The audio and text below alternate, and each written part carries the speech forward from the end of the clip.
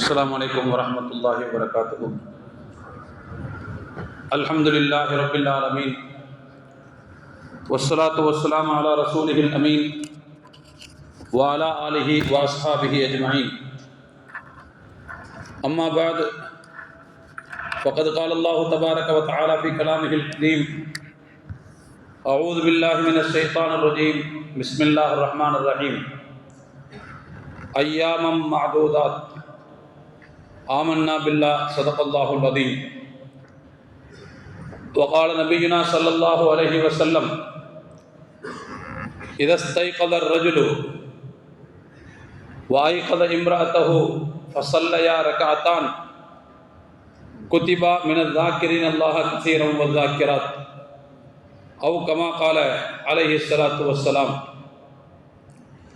அளவிலா அருளாளன் நிகரிலா அன்புடையோன் எல்லாம் வல்ல அல்லாஹுவின் திருப்பெயரால் என்னுடைய உரையை தொடங்குகிறேன். சலாத்தும் சலாமும் ஈருலக தூதர், உலகை திருத்திய உத்தமர், நமது உயிரினும் மேலான நபிகள் நாயகம் ஸல்லல்லாஹு அலைஹி வஸல்லம் அவர்கள் மீதும், அவர்களை பின்பற்றி வாழ்ந்த உத்தமர்களான சத்திய சஹாபாக்கள், தாபிஈன்கள், தபவு தாபிஈன்கள், நல்லோர்கள், மேன்மக்கள் அனைவர் மீதும் என்றென்றும் நிலவட்டுமாக. எல்லாம் வல்ல அல்லாஹுவின் மகத்தான அருளும் அவனுடைய வற்றார் பெருங்கருணையும் நம் அனைவர் மீதும், நம்மை சார்ந்த அனைவர் மீதும் என்றென்றும் கொடியேற்றுமாக. கண்ணியத்திற்குரிய அல்லாஹுவின் நல்லடியார்களே, ரமலான் மாதம் தொடங்கியதை போல் தெரிந்தது. ஆனால் இன்றைக்கு 23வது நோன்பில் உட்கார்ந்து கொண்டிருக்கிறோம். அது என்னன்னு தெரியல. ரமலான் மாதத்துக்கு நல்லா ஸ்பெஷலாக ஏதாவது சக்கரத்தை வச்சுருக்கானான்னு தெரியல. ரொம்ப வேகமாக ஓடுது. இதை நான் இப்போ சொல்லலை, ஒவ்வொரு வருஷமும் சொல்லிக்கிட்டே தான் இருக்கிறோம். அது என்னன்னே தெரிய மாட்டேங்குது. அல்லாஹ் கூட குர்ஆனில் நோன்பு கடமையை பற்றி சொல்லும்போது, உங்களுக்கு முன்னிருந்தவர்களுக்கு நோன்பு கடமையாக்கப்பட்டது போல் உங்களுக்கும் நோன்பு கடமையாக்கப்பட்டுள்ளது என்று சொல்லிவிட்டு இறைவன் ஐயாமம் மாதூதாத் என்று சொல்கிறான். விரல் விட்டு எண்ணப்படக்கூடிய சில நாட்களுக்கு என்று சொல்கிறான். அந்த ஒரு மாதம் நோன்புங்கிறத விரல் விட்டு எண்ணப்படக்கூடிய சில நாட்கள்ங்கிற வார்த்தையில் அல்லாஹ் சொன்னதுனாலேயே என்னவோ தெரியல, அவ்வளோ சீக்கிரமாக இந்த நாட்கள் ஓடி போய் விடுகின்றன. விரல் விட்டு எண்ணப்படக்கூடிய நாட்கள், விரல் விட்டு எண்ணப்படுதல் அப்படின்னாலே என்ன அர்த்தம்? சில பேர் சொல்லுவாங்க, அவன் நாள் எண்ணப்படுதும்பாங்க. அப்படின்னா இன்னும் கொஞ்ச நாள் தான் நீ உயிரோடு இருக்க போகிறேன்னு அர்த்தம். உன்னை சீக்கிரமாக சீட்டை கழிக்க போகிறாங்கன்னு அர்த்தம். அப்படி அந்த மாதிரியான ஒரு வார்த்தையைத்தான் அல்லாஹ் தஆலா ரமலான் நோன்பு அப்படிங்கிற அந்த கடமையை பற்றி சொல்லும்போது அல்லாஹ் பயன்படுத்துகிறான். ஐயாமம் மாதூதாத், எண்ணப்படக்கூடிய சில நாட்கள் என்று சொல்கிறான். அதனால தான் அவ்வளோ சீக்கிரமாக ஓடுதோ அப்படிங்கிற மாதிரியான ஒரு நிலைமையை நாம் பார்க்கிறோம். இந்த நேரத்தில் ஒரு முக்கியமான விஷயத்தை, 2 விஷயத்தை நான் இங்கே நினைவுபடுத்த விரும்புகிறேன். பொதுவாக ரமலான் மாதத்தினுடைய இறுதி பத்தில் நாம் இருந்து கொண்டிருக்கிறோம். இன்னும் விரல் விட்டு எண்ணப்படக்கூடிய சில நாட்கள் தான் எஞ்சி இருக்கின்றன. நன்மைகள் நடந்துவிடக்கூடாது என்பதில் ஷைத்தான் மிக உறுதியாக இருப்பான். கங்கணம் கட்டி கொண்டு வேலை செய்வான். அதனால இந்த ரமலான் மாதத்தினுடைய கடைசி 10 நாட்களில் ஷைத்தான் ஒவ்வொருவருக்கும் ஒவ்வொரு விதமான விஷயங்களை கட்டி விடுவான். சில பேருக்கு கம்ப்ளீட் மனோபாவத்தை உண்டாக்குவான். கம்ப்ளீட் மனோபாவம், ரம்ஜான் முடிய போகுது, இந்த முடிய போகுதுங்கிற மனநிலைமை சில பேருக்கு உண்டாக்குவான். இந்த முடிய போகுது அப்படின்னு சொல்லி ரஷ் பண்ணும்போது என்ன ஆகும்னா, ரம்ஜான் முடிய போகுது, நம்ம நிறைய வேலை இருக்குது, அதை வாங்கணும் இதை வாங்கணும்னு சொல்லிட்டு மக்கள் கடைகண்ணிகளை நோக்கி அதிகமாக பயணப்படுவார்கள். பள்ளிவாசலில் அதற்கு முன்பு அடை காத்து கொண்டிருந்தவர்கள், பள்ளிவாசலுக்கு வருவதில் மும்முரமாக இருந்தவர்கள், இந்த கடைசி காலகட்டங்களில் பார்த்தீங்கன்னு சொன்னால் முடிய போகுதுங்கிறது கம்ப்ளீட் மனோபாவத்தை ஷைத்தான் உருவாக்கி மக்களை ஃபுல்லாக பள்ளிவாசலுக்கு டைவர்ட் பண்ணி வேற பக்கம் கொண்டு போய் சேர்ப்பான். ஏன் கடைசி காலகட்டங்களில் கடை தெருக்கள் நிரம்பி வழிகின்றன? ஏன் கடைகள் நிரம்பி வழிகின்றன? ரமலானுடைய ஆரம்பங்களில் பள்ளிவாசலுக்கு நோன்பு திறக்க விரும்புகின்ற மக்கள் இந்த கடைசி காலகட்டங்களில் ஏன் கடைகளை நோக்கி நோன்பு திறக்க ஓடுகிறார்கள்? அப்படின்னா அதுக்கு மிக முக்கியமான காரணம் நான் நினைக்கிறேன், இந்த கம்ப்ளீட் மனோபாவத்தை சைத்தான் ரெஸ்ட் பண்ணுறான் நம்மகிட்ட. அந்த மனோபாவத்தை உண்டாக்குகிறான். இது ஒரு விதமான தூண்டல். சைத்தானை பொறுத்த வரைக்கும் அவனுக்கு நன்மைகள் நடப்பது என்பது மிகுந்த எட்டிக்காயாக கசக்கும். முடிஞ்ச வரைக்கும் நன்மைகளுடைய எண்ணிக்கையை குறைக்க வேண்டும். ஒன்று, நன்மைகள் நடக்காமல் பார்க்க வேண்டும், அல்லது நன்மைகளுடைய எண்ணிக்கையை குறைக்க வேண்டும். எல்லாம் வல்ல ஏக இறைவனிடத்தில் அவன் அறைகூவல் விட்டு விட்டு வந்தவன் அல்லவா. லாக்கூத் அன்னஹும் சிராத்தக்கல் முஸ்தகீம், இறைவா நீ போட்டு கொடுத்த வகுத்து கொடுத்த நேரான பாதையில நான் குறுக்க போய் உட்காந்துக்குவேன், மக்களை வந்து அந்த பக்கம் வரவிடாம தடுப்பேன், முன்னால போக விட மாட்டேன், பின்னால போக விட மாட்டேன் அப்படின்னு அல்லாவிடத்திலேயே மக்களை நான் வழிகெடுப்பேன், கவனத்தை திசை திருப்புவேன் என்று அறைகூவல் விட்டு விட்டு வந்தவன் கொத்து கொத்தா நன்மை நடக்கிறது அவனுக்கு பிடிக்குமா என்ன? அதனால தான் இந்த கம்ப்ளீட் மனோபாவத்தை சில ஆட்களுடைய உள்ளங்களில் ஏற்படுத்தி பள்ளிவாசலை நோக்கி படையெடுத்து வந்த மக்களை இன்றைக்கு வேறு பக்கம் படையெடுத்து அழைத்து கொண்டு போவதை பார்க்கிறோம். இப்படி சில பேர்கிட்ட கம்ப்ளீட் மனோபாவத்தை ஏற்படுத்துவான். இன்னும் சில பேருக்கு இறைவன் என்ன, அதாவது சைத்தான் என்ன மனோபாவத்தை உண்டாக்குவான்னா, இருக்கிற நாள் கொஞ்ச நாள் தான் இருக்கு, நீ என்ன ரம்ஜான் ஆரம்பிச்சு நோன்பு வச்சியா என்ன, ரம்ஜான் ஆரம்பிச்சு நீ தொழுதையா என்ன, ஏதோ ஒரு நாள் தொழுத 2 நாள் தொழுத, கடைசி 10 அந்த 10 இந்த பொண்ணு சொல்லுவாங்க, இப்போ போய் நீ தொழுது எதை கண்ட, நீ ஆரம்பத்திலிருந்து ஒழுங்காக தொழுவில்ல, முதல் கோணல் முற்றிலும் கோணல் தானே, அதனால் நீ ஆரம்பத்தில் ஒழுங்காக தொழுகாதவர், ஆரம்பத்தில் ஒழுங்காக நோன்பு வைக்காதவர், நீ என்ன கடைசி 10 பெருசாக கிழிக்க போற, அடுத்த வருஷம் பார்த்துக்கலாம், ஆரம்பத்திலிருந்து கடைசி வரைக்கும் ஒன்று விடாமல் நோன்பு வச்சுக்கலாம், அடுத்த வருஷம் பார்த்துக்கலாம், ஆரம்பத்திலிருந்து கடைசி வரைக்கும் ஒரு நாள் விடாமல் தராவி தொழுதுக்கலாம், இன்னைக்கு இந்த வருஷம் போனது போகுது அப்படின்னு சில பேர்கிட்ட சைத்தான் மனங்களில் அந்த சூழல்களை ஏற்படுத்துவான். சைத்தான் ரகரகமாக கெடுப்பான். அது சில பேருடைய உள்ளங்களில் இதை ஏற்படுத்துவான்.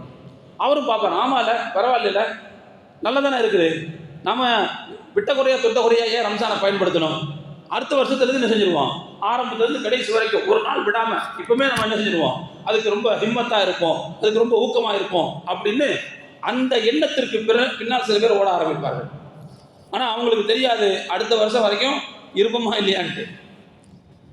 யார் யாருக்கு எல்லாம் ஹயாத்தை போட்டு வச்சிருப்பான்னு அல்லாஹ்வுக்கு தான் தெரியும்.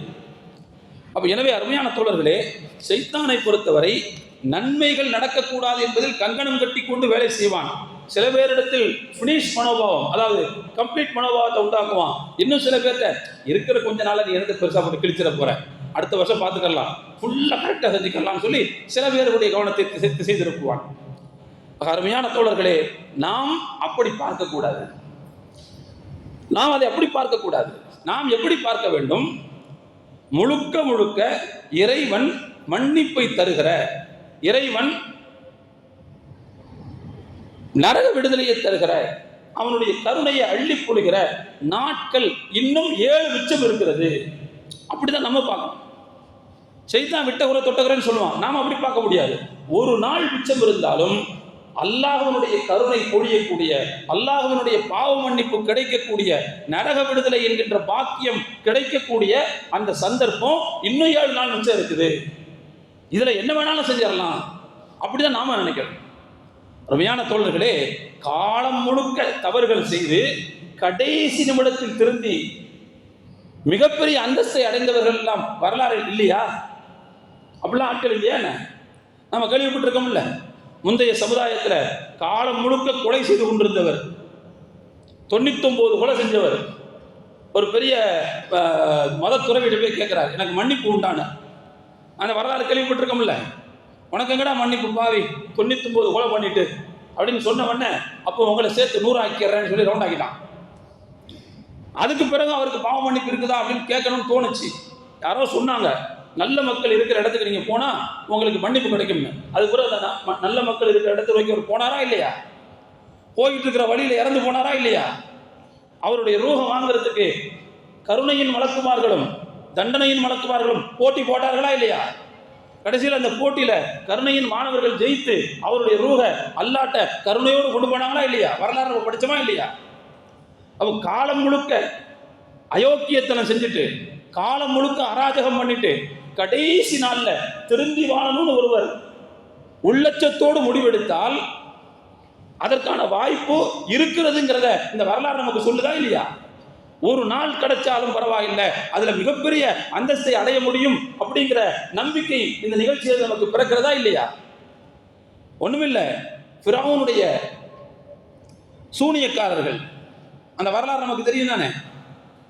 மூசா நபியை தோல்வியுறச் செய்ய வேண்டும் என்று ஃபிரௌன் நினைத்தான். மூசா நபி செய்து காட்டிய அற்புதங்களை அவர்களாக தரம் குறைத்துக் கொண்டு அது சூனியம் என்று கருதி கொண்டு அந்த நாட்டில் இருந்த மிகப்பெரிய சூனியக்காரர்கள்லாம் பிடிச்சு கொண்டு வந்து மூசா நபியோட மோத விட்டாங்களா இல்லையா?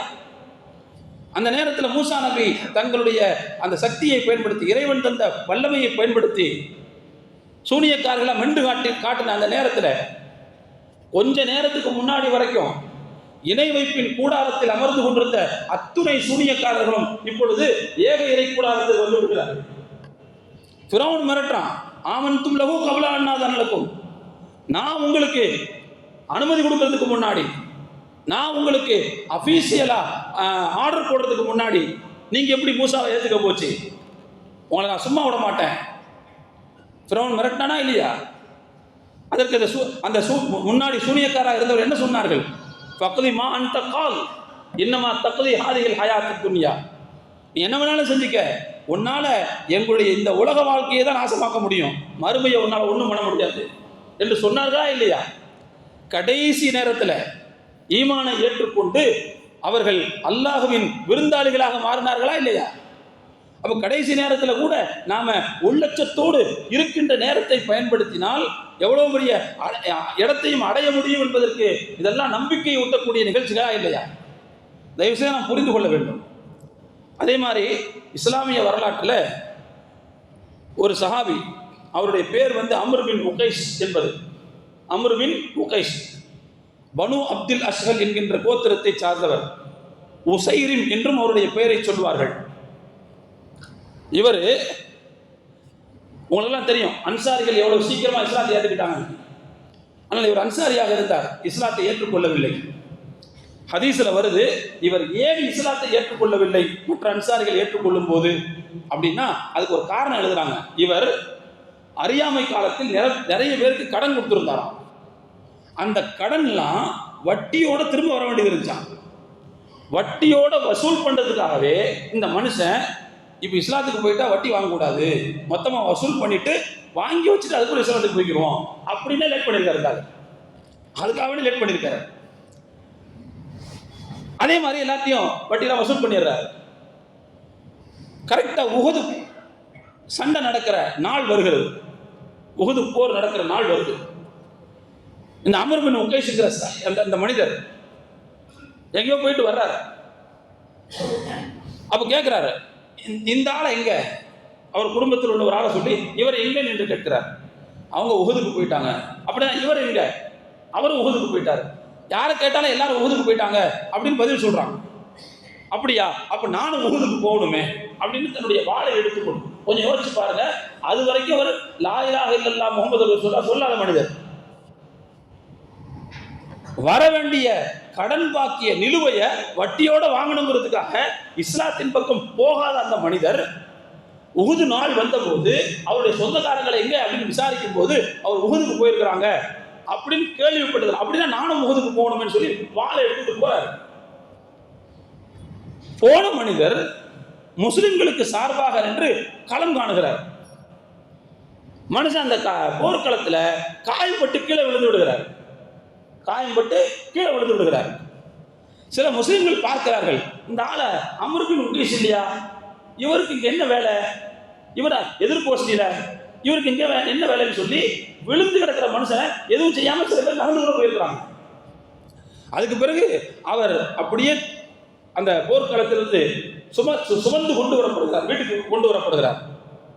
அப்போ அவருடைய மாமா முறை சாது என்று ஒரு சஹாபி, அவர் வீட்டுக்கு போறாரு.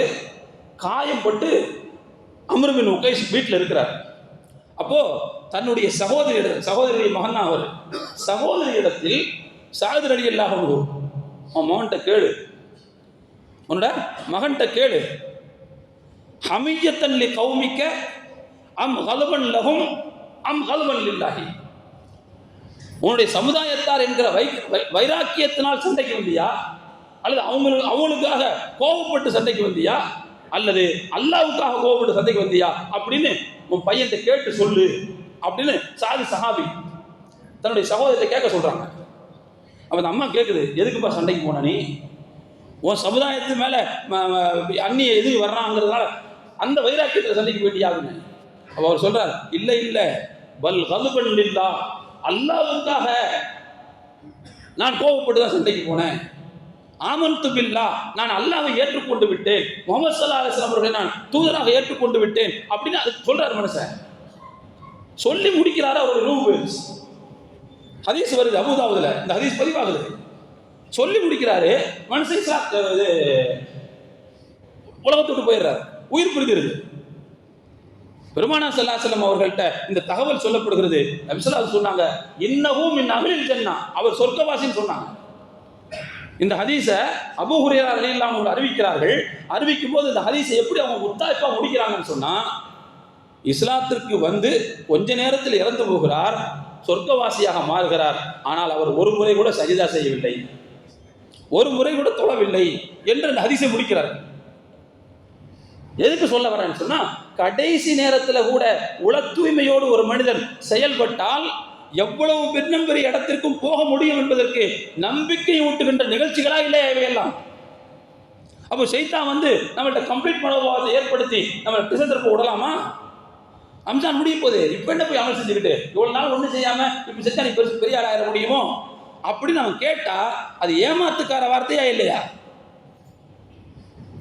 தயவு செய்து ரமலானுடைய கடைசி காலகட்டங்களை ஷைத்தானுடைய இந்த கண்ணோட்டத்தோடு நாம் இசைந்து போய் பார்த்து விடக்கூடாது. மாறாக கடைசி நிமிஷம் இருக்கின்ற வரைக்கும் அல்லாஹ் மன்னிப்பு தருவதற்கு வாய்ப்பு இருக்கிறது. கடைசி நிமிடத்தில் கூட ஒரு மனிதன் சாதிப்பதற்கு வாய்ப்பு இருக்கிறது என்றுதான் கருத வேண்டும், அப்படித்தான் கருத வேண்டும். அருமையான தோழர்களே, அப்படிப்பட்ட உன்னதமான ஒரு காலகட்டத்தில் தான் இப்போது நாம் இருந்து கொண்டிருக்கிறோம். கடந்த வாரம் கூட லைலத்துல் கத்ர் சம்பந்தமான சில செய்திகளை உங்களுக்கு நினைவுபடுத்தினேன். மேலதிகமான சில தகவல்களை இன்றைக்கு நான் உங்களுக்கு இந்த சந்தர்ப்பத்தை பயன்படுத்தி நினைவுபடுத்த ஆசைப்படுகிறேன். அந்த மகத்துவமிக்க அந்த இரவுக்கு லைலத்துல் கத்ர் என்று அல்லாஹ் பெயர் சூட்டி இருக்கிறார். கதிருடைய இரவு என்று சொல்கிறோம். கதிர் என்ற சொல்லுக்கு என்ன பொருள்?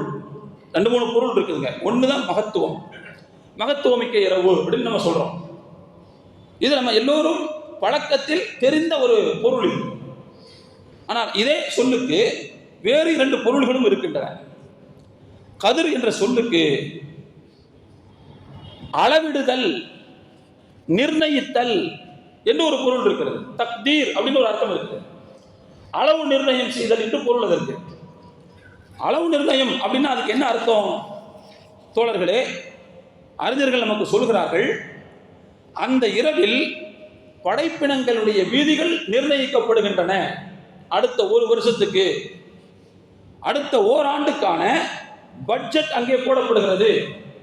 இந்த மனிதனுக்கு எவ்வளவு ரேஷன், இந்த மனிதனுக்கு எவ்வளவு என்ன கிடைக்கணும், எது எவ்வளவு கிடைக்கணும், ஓராண்டுக்கான மொத்த நிர்ணயம் என்பது அந்த இரவில் நடக்கிறது. ஃபீஹா யுஃப்ரகு குல்லு அம்ரின் ஹகீம், அந்த இரவில் ஞானம் நிறைந்த ஒவ்வொரு விஷயங்களும் பகிர்ந்தளிக்கப்படுகின்றன, முடிவு செய்யப்படுகின்றன என்று அல்லாஹ் குறிப்பிடுகிறான். அப்ப எனவே அளவு நிர்ணயம் செய்யப்படக்கூடிய இடம் அது என்பதும் நமக்கு முடிவு செய்யப்படுகிறது. யார் உயிர் வாழ்வார்கள், யார் இந்த உலகத்தை விட்டு பிரிவார்கள், யார் வெற்றி பெறுவார்கள், யார் தோல்வியுறுவார்கள், யாருக்கு வளங்கள் விசாலமாக வழங்கப்படும், யாருக்கு நெருக்கடிகள் வரும், யாருக்கு பஞ்சம் ஏற்படும், எல்லாம் அந்த இரவில் நிர்ணயம் செய்யப்படுகின்றன.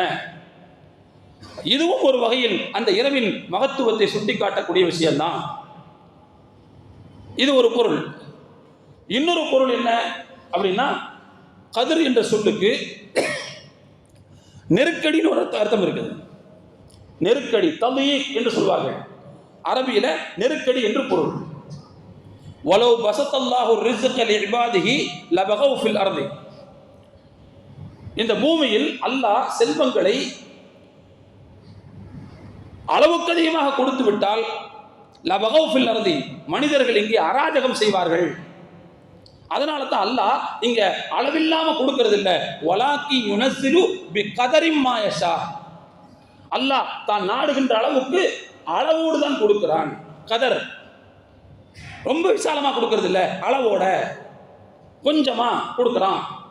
இந்த கொஞ்சமா அப்படிங்கிற அந்த சொல்லுக்கு கதர்ங்கிற சொல்லு பயன்படுத்தப்படுது. அதுக்கு என்ன அர்த்தம்னா அளவு குறைவாக அப்படின்னு அர்த்தம். நெருக்கடிங்கிற பொருள் அதுக்கு இருக்குது.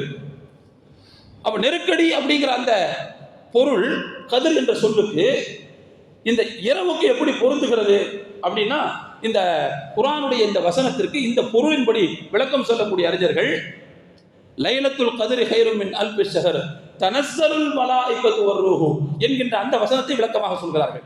அப்படின்னா என்ன அர்த்தம்னா, அன்றைய தினம் நெருக்கடி மிக்க இரவாக இருக்கும்.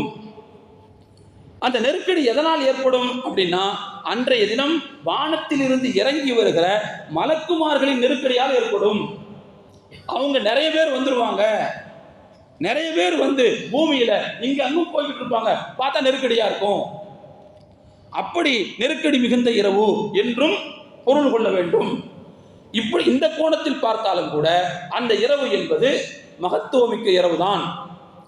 எனவே மகத்துவமிக்க இரவு என்று பொதுவான பொருள் கொண்டாலும் சரிதான், அல்லது விதி நிர்ணயம் செய்யப்படக்கூடிய இரவு என்று பொருள் கொண்டாலும் சரிதான், அல்லது வானவர்கள் அதிகமாக இறங்கி வந்து அதிகமாக இந்த பூமியில் சஞ்சரிக்கின்ற காரணத்தினால் இடநெருக்கடி ஏற்படும் என்கின்ற பொருளில் நாம் இந்த வசனத்தை புரிந்து கொண்டாலும் எப்படியும் அன்றைய தினம் அன்றைய இரவு மகத்துவமிக்கது என்பது நமக்கு நிரூபணமாகிறது.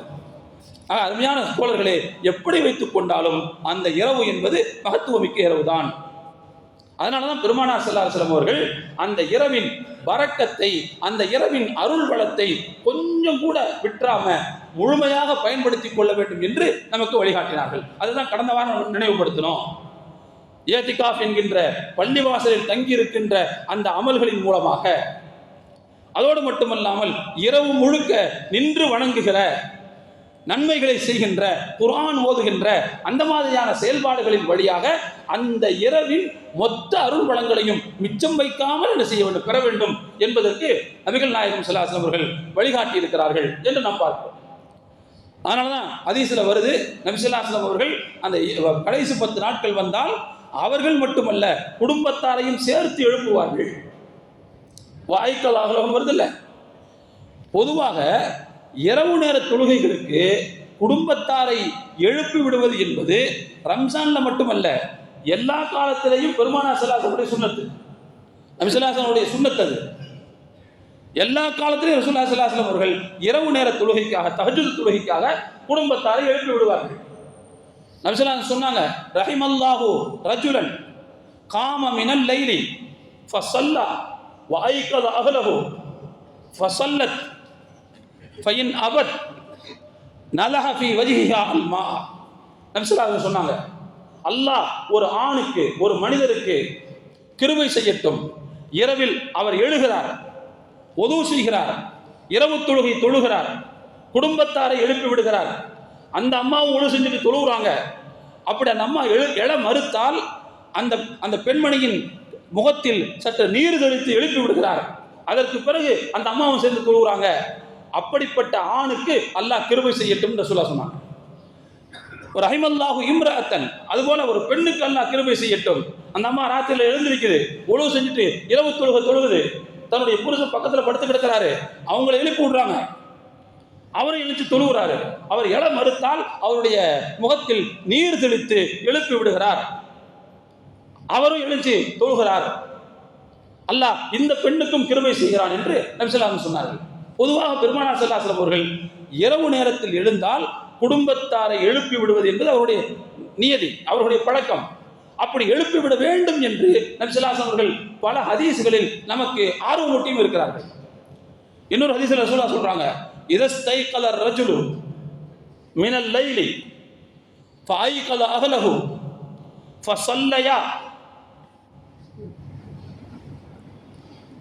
ஒருவர் இரவில் எழுந்து தன்னுடைய மனைவியையும் எழுப்பிவிட்டு இருவரும் சேர்ந்து இரவு தொழுகை தொழுவார்களேயானால் குதிபா மினல் நாக்கிரின் அல்லாஹ் கசீரம் வர்தாக்கிறார். அல்லாஹுவை அதிகமாக நினைவு கூர்ந்த ஆண் பெண்களில் அந்த 2 பேரையும் அல்லாஹ் சேர்த்துருவான், அவர்களோடு சேர்த்து அல்லாஹ் பதிவு செய்து விடுவான் என்று பெருமானார் சொன்னார்கள்.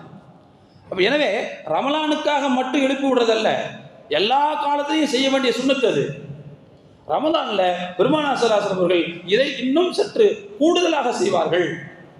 அதனாலதான் மனைவியை எழுப்பி விடுவார்கள் அப்படிங்கிறத சொல்லுக்கு பக்கத்துல வஷத்தல் மிஸ்ர் அப்படிங்கிற ஒரு வார்த்தை சேர்ந்து வரும் ஹதீஸ்ல. அதுக்கு என்ன அர்த்தம் சொன்னா, அவர்கள் தங்களுடைய இடுப்பு வேட்டி எடுத்து கட்டி கொள்வார்கள். இடுப்பு வேட்டியை கட்டதானே செய்யணும், அவுத்து விட்டா என்ன ஆகும், கட்டதானே செய்யணும். அப்ப கட்டுவார்கள்ங்கிற சொல்லுக்கு என்ன அர்த்தம் அப்படின்னா, கூடுதல் எக்ஸ்ட்ரா ஸ்ட்ராங்கா கட்டுவாங்கன்னு அர்த்தம் இருக்கு. எப்போதும் கட்டுற மாதிரி இல்லை, இன்னும் கொஞ்சம் ஸ்ட்ராங்கா கட்டுவாங்கன்னு அர்த்தம். இன்னும் கொஞ்சம் ஸ்ட்ராங்கான அர்த்தம் பெல்ட் போடுறது அர்த்தமா? அப்படி அல்ல. அந்த 10 நாட்களில் இல்வாழ்க்கையில் ஈடுபட மாட்டார்கள் அப்படின்னு அதை புரிஞ்சுக்கணும். அப்ப பெருமானார் ஸல்லல்லாஹு அலைஹி வஸல்லம் அவர்கள் தங்களுடைய குடும்பத்தாரை சேர்த்து எழுப்பிவிடுவது என்பது இந்த கோணத்தில் என்று இந்த ஹதீஸுக்கு விளக்கம் சொல்றார். ஆக அருமையான தோழர்களே, இப்படிப்பட்ட மகத்துவமிக்க இரவுதான் இது என்பதை நாம் புரிந்து கொள்ள வேண்டும்.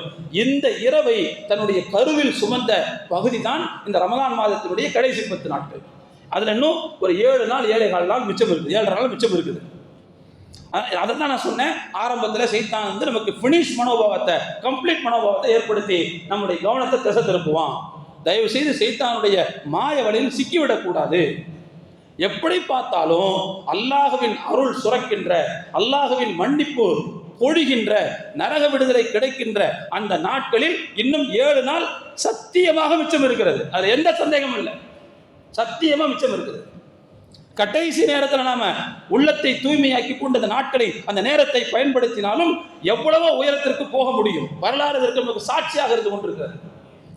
எனவே இப்படிப்பட்ட சைத்தானுடைய மாய வலைகளுக்கு நாம் இடம் கொடுத்து விடாமல் இந்த நாட்களை சரியாக பயன்படுத்திக் கொள்வதில் அதிக அக்கறை செலுத்த வேண்டும் என்பதை இந்த நேரத்தில் உங்களுக்கு நான் தெரிவித்துக் கொள்கிறேன். ஒரு செய்தி, இன்னும் ஒரு செய்தி, ரமலான் மாதத்தினுடைய கடைசி வெள்ளிக்கிழமை அதை குதுஸ் தினமாக அனுசரிப்பது என்கின்ற ஒரு பழக்கம் அரபு நாடுகள் முழுக்க, சொல்ல போனா உலக நாடுகளில் இருக்கிற முஸ்லிம்கள்ட்ட இன்றைக்கு இருந்து கொண்டிருக்கிறது. கடைசி வெள்ளிக்கிழமை, 5வது வெள்ளிக்கிழமை வருமா வராத சொல்ல முடியாது நமக்கு. ஏன்னா 29 பிறையோட முடிஞ்சுன்னு வச்சுக்கோங்க, வெள்ளிக்கிழமை பெருநாள் வந்ததுக்கு வாய்ப்பு இருக்குது. அதனால 4வது வெள்ளிக்கிழமை, இறுதி வெள்ளிக்கிழமையை குதுஸ் தினமாக கொண்டாடுவார்கள். ஜெருசலம் குதுஸ் தினம். அது எப்பத்திலிருந்து நடக்குதுன்னு சொன்னா 1979 இருந்து நடக்குது. ஆயத்துல்லா குமேனி இஸ்லாமிய புரட்சியின் மூலமாக ஈரான்ல ஆட்சியை பிடிச்சாங்க இல்லையா, ஆயத்துல்லா குமேனி அவர் ஆட்சிய வந்ததற்கு பிறகு 1979 மே மாதம் 7ஆம் தேதி இந்த பிரகடனத்தை அவர் வெளியிட்டார். ஆண்டுதோறும் ரமலானின் கடைசி வெள்ளிக்கிழமை குதுஸ் தினம். சரி, அந்த செய்திக்கு பின்னால் இருக்கிற மெசேஜ் என்ன அப்படின்னா, பாலஸ்தீன மக்களின் முழு விடுதலை. பாலஸ்தீனம் யூத சியோனிச கொடுங்கோன்மையாளர்களின் கையிலிருந்து முழுமையாக விடுவிக்கப்பட்டு அது பலஸ்தீன மக்களுக்கே கொண்டு போய் சேர வேண்டும், அங்கே நடக்கின்ற அராஜகங்கள் ஒழிய வேண்டும் என்கின்ற கருத்தை பின்னணியாக வைத்து உலகம் முழுக்க இருக்கிற முஸ்லிம்களை விழிப்புணர்வு செய்வதுதான் இந்த பிரகடனத்தினுடைய அடிப்படை நோக்கம். இந்த பிரகடனத்தை வெளியிட்டது ஆயத்துல்லா குமேனியாக இருக்கலாம், அவர் கொள்கையால் ஒரு ஷியா இசத்தை சார்ந்தவராக இருக்கலாம். இந்த இடத்துல நான் ஒரு செய்தியை உங்களுக்கு தெரிவிக்க விரும்புகிறேன். ஷியா இசத்தை பொறுத்தவரை சுன்னத் ஜமாத்திற்கு எதிரான ஒரு நிலைப்பாடு தான் என்பதில் எந்த சந்தேகமும் இல்லை, மாற்றமான நிலைப்பாடு தான், அதில் எந்த சந்தேகமும் இல்லை. சுன்னத் ஜமாத்தின் பல்வேறு நியதிகளுக்கு ஷியாயிசம் என்பது மாறுபடுகிறது என்பதில் எந்த கருத்து வேறுபாடும் கிடையாது, அதில் ரொம்ப தெளிவாக நம்ம இருக்கிறோம். ஆனாலும் கூட ஷியாயிசம் என்பது முழு இஸ்லாத்திற்கும் எதிரானது அல்ல. எப்படி இஸ்லாத்திற்கு எதிரானது குஃப்ரோ, எப்படி இஸ்லாத்திற்கு எதிரானது ஷிர்கோ, எப்படி இஸ்லாத்திற்கு எதிரானது நிஃபாக்கோ, நயவஞ்சகமோ, எப்படி இஸ்லாத்திற்கு எதிரானது காதியானிசமோ, எப்படி இஸ்லாத்திற்கு எதிரானதாக குர்ஆன் மட்டும் போதும்னு சொல்ற அந்த 19 குரூப்போ, அப்படி அல்ல சியாக்கள், அப்படி அல்ல சியாயிசம். அதில் 1-2 பேர்கள் தனிப்பட்ட முறையில் இஸ்லாத்திற்கு எதிரான கருத்து உள்ளவர்களாக இருக்கலாம். ஆனால் ஒட்டுமொத்த சியாயிசம் என்பது இஸ்லாத்திற்கு எதிரான நிலைப்பாடு கிடையாது. ஆனால் சுன்னத் ஜமாத்துக்கு எதிரான நிலைப்பாடு. அதில் நம்ம ரொம்ப தெளிவாக இருக்கணும். ஏன்னா இந்த போர் ஆரம்பிச்சதுக்கு பிறகு நம்மள எத்தனையோ பேர் பல்வேறு தவறான கருத்துக்களை சமூக ஊடகங்களில் பதிந்தார்கள்.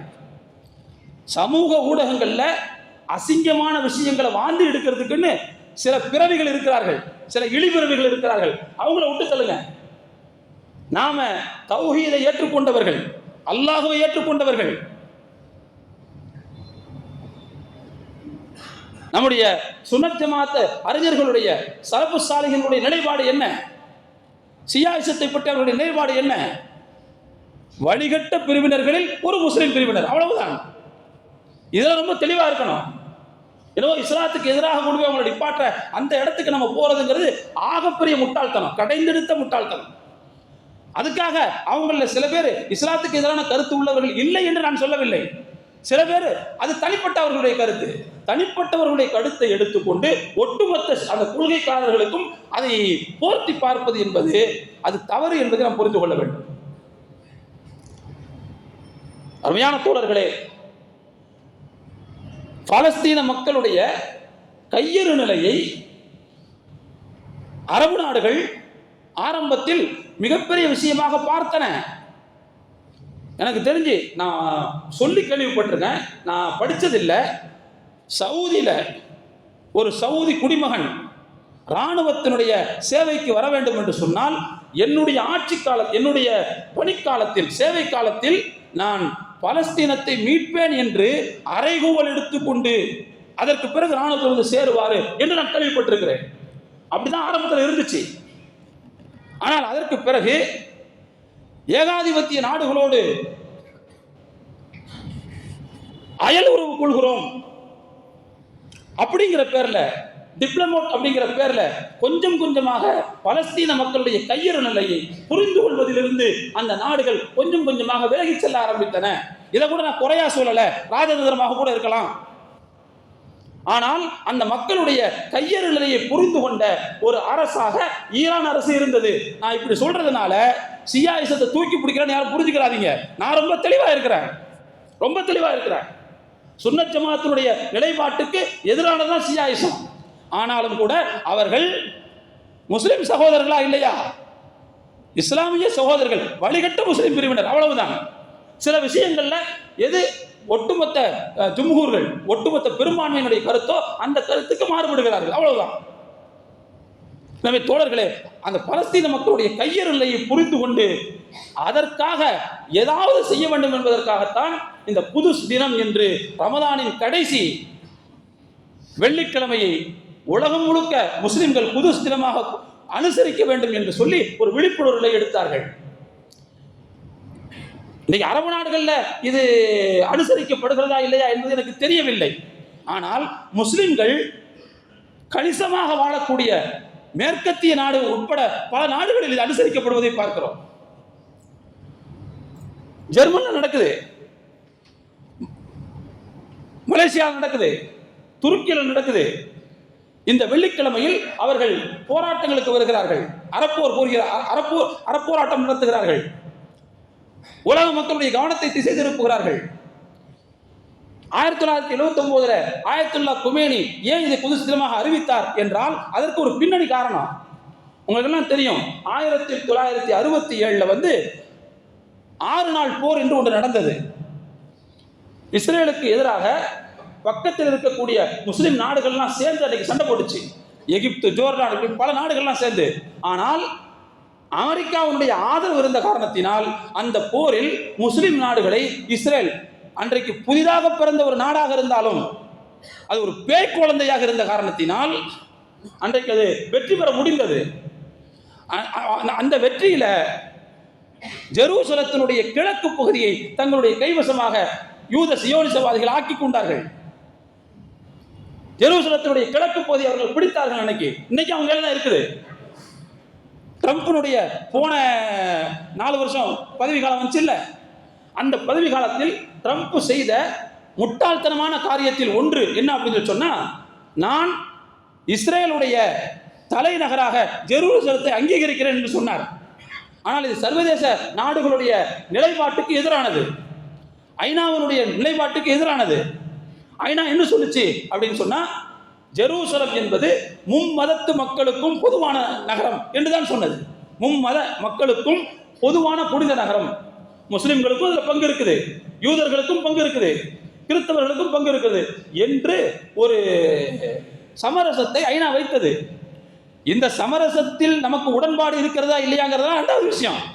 ஆனால் அப்படித்தான் அன்னைக்கு ஸ்டேட்டஸ் கோங்கிறது அதுதான்.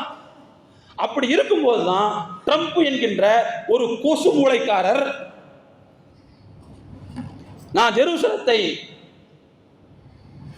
இஸ்ரேலுடைய தலைநகராக அங்கீகரிக்கிறேன் என்று சொன்னார். நான் எதுக்கு சொல்ல வரேன் என்று சொன்னா, அந்த கிழக்கு ஜெருசலம் என்பது யூத சியோனிச கொடுங்கோன்மையாளர்களுடைய கைக்கு போச்சு பாருங்க. 1968 அன்னையிலிருந்து ஜெருசலம் நாள் என்று அவர்கள் கொண்டாடி கொண்டிருக்கிறார்கள். எங்களுக்குரியது என்று கொண்டாடி கொண்டிருக்கிறார்கள்.